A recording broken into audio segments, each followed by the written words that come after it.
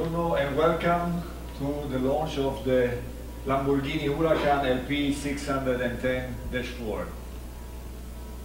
The 51st year of the history of Lamborghini is the beginning of a new era for us.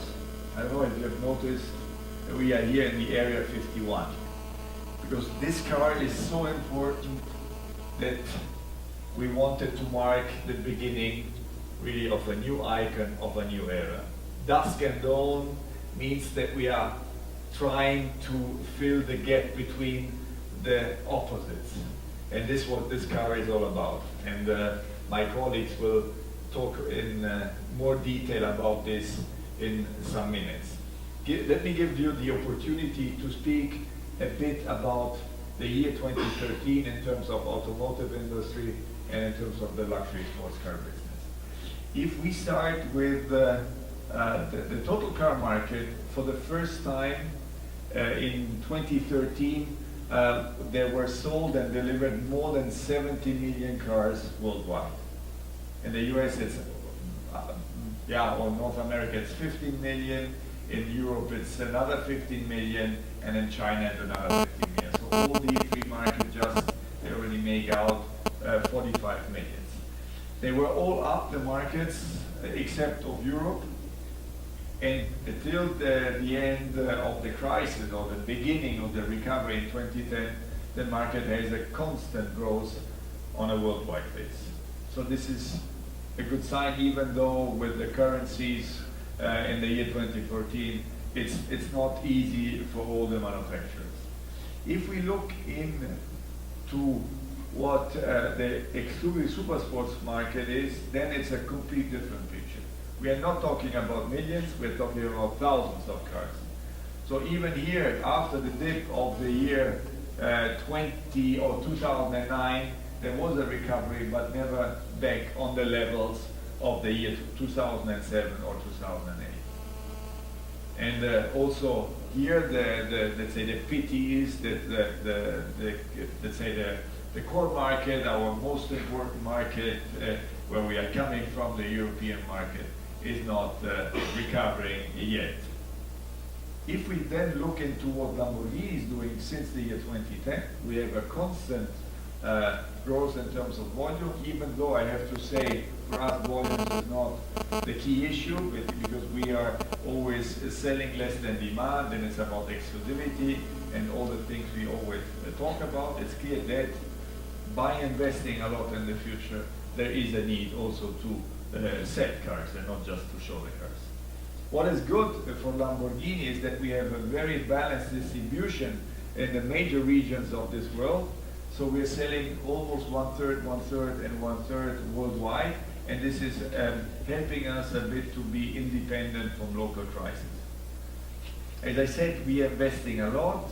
First of all, in our factory premises. We started heavily in the year 2010 with the building of the factory for the monocoque, of the carbon monocoque of the Aventador.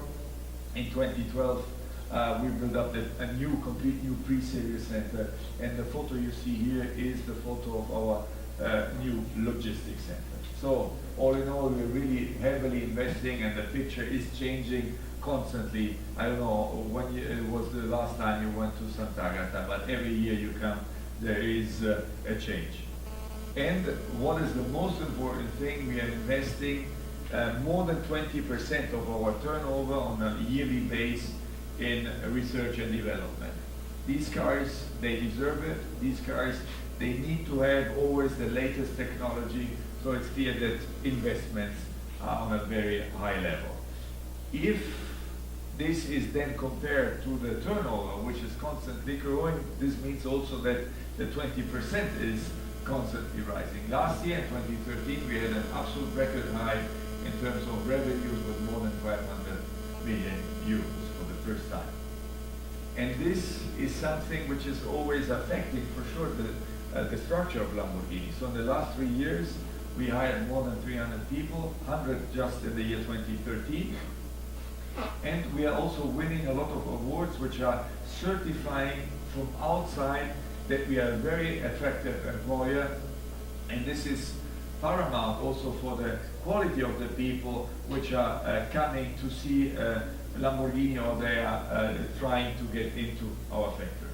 And the other side of the picture is that we also look very carefully into the environment and the quality of life around us. So we want to be in 2015 in terms of Sant'Agata Bolognese, so our headquarters, CO2 neutral, which is an important step also for the ethic behavior of all of us. And as you can see here in Italy, we were nominated or we won a prize about being the ethical company in Italy.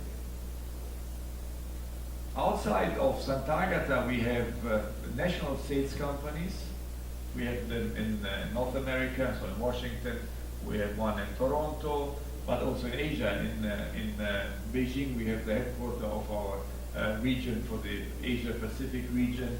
We are in Tokyo. We are in India, in New Delhi. No, New Delhi. I think we are New Delhi. I can't remember now. But there's no Indian here, so I'm not making a gaffe. No, it's in Mumbai. Now I remember, it's in Mumbai. So all in all, we have 6 national sales companies, and the biggest dot is the green one, which is representing Sant'Agata Bolognese, and then we have 129 partners worldwide, which are spread out in 46 countries, where we have, or where we're covering almost all, let's say, the spots of wells which are existing around the world. Talking about the product, the Aventador, what is and was a tremendous success, and it's still going on, because in 3 years we sold as many cars, so 3,000, as we sold in 7 years with the predecessor, with the Murcielago, and we still have 1 year of order bank. And last year, it was the first year in the history of Lamborghini that we sold more than 1,000 V12 cars. So very important for us, for the solidity of the company and the image of our brand.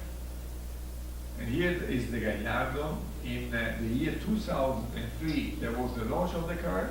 It was at the beginning perceived as the baby Lamborghini, but this name disappeared almost immediately. It established a clear understanding that Lamborghini is going in 2 segments of the super sports car business. And then in 2008, when we had the launch of the facelift, we also had the record year in terms of sales. The last edition, or the Squadra Corsa edition, was very competitive in the second half of the year 2013, so just some months ago. We were winning a lot of lap time, so we were out beating all the competitors with a car which is 10 years old. Then Maurizio Reggiani will tell you about this one in some minutes. As I said, for us, the Gallardo was a game changer. The best year was in 2008 with 1,844 cars delivered. All in all, in the 50 years of the history of Lamborghini, we sold 30,000 cars, and only with the Gallardo 14,000. So you can imagine how important this car was for us, and how important this one is going to be in the next years for Automobile Lamborghini. So this is the car. When we started to talk about the fall of the Gallardo some 4 years ago, it was clear that it had to be a car with innovative technology, and which should have been absolute in performance, so the best possible car in this segment. And also it has to be something which should have redefined the driving experience of a super sports car in the new era of Lamborghini. So easy on the road and performing on the racetrack. So like our motto, dusk and dawn. So you have to have a car which is getting all the attention of the driver on the racetrack, very performing, very fast, but then also very usable on a daily basis, so very easy to handle on the normal roads. And last but not least, the design should be clear, a classic Lamborghini. And when I gave the briefing to my people, to the engineers, to the designer, to the entire company, together with the board, and Maurizio Reggiani is here today with me, then it was about two words: instinctive technology. Instinctive technology is what I said before. It's something which has to fit immediately like a glove when you sit in the car, when you enter the car, and it has to give you not only the feeling, but the certainty that you are a better driver just by stepping into this car, much better than you expected ever to be. And you will experience this today on the racetrack and also on public roads. This is it from my side. These are the prices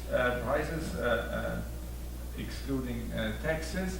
Now we will see a short video, and then Mr. Reggiani will give you technical details about this instinctive technology and how we handled it. Grazie.